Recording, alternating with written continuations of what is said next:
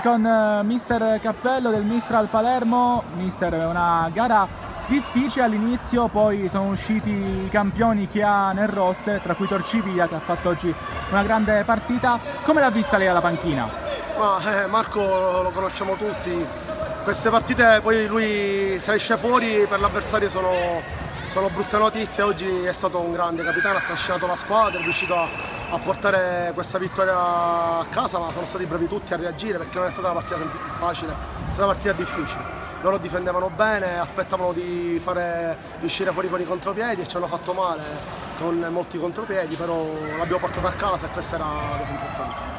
Ora un turno di riposo per voi, anche in vista di queste vacanze natalizie.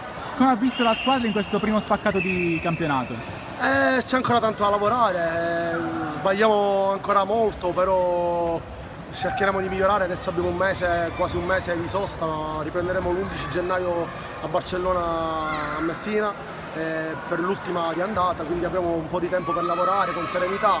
Era importante vincere appunto per restare sereni, adesso dobbiamo lavorare ancora di più perché ci aspetta un ritorno ancora più competitivo e più difficile.